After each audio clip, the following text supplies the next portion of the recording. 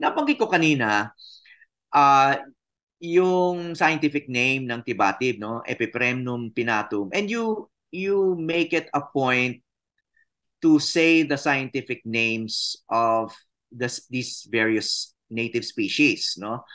Mhm. Lalo na yung trees and plants.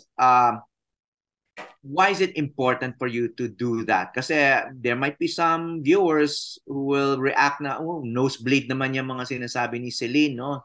Bakit hindi na lang sabihin na tibatib? Parang dinadagdagan pa ng mahabang pangalan, yung epiprem nung pinato, manghirap tandaan, para talagang teacher to si Celine, no? So Um, why do that? there are two things.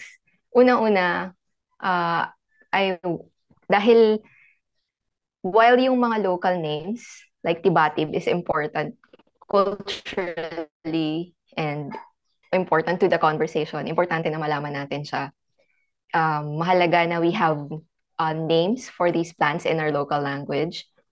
Pero kasi, the way with local names, minsan, sa isang local name, nagka-clump yung iba't ibang individual species. For example, sa tikling, we call a lot of rails, yung ibon na rail, tikling, lahat sila.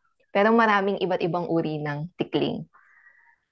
There's barred rail, there's legged quail, ganyan. Tapos, I indicate the scientific name to indicate to a specific species Hmm. para mas accurate, mas science-based. So that's the second reason why I mention also the scientific name. Kasi minsan nagkakalito-lito pagka yung local name lang yung sinabi mo. Mamaya, halimbawa, lalo nagsasabi ako na edible yung isang halaman, eh, meron palang local name sa isang lugar, nakapareho ng local name niya, tapos poisonous pala yung bunga nun. So, indicating the scientific name will be more accurate Hmm. at mas specific.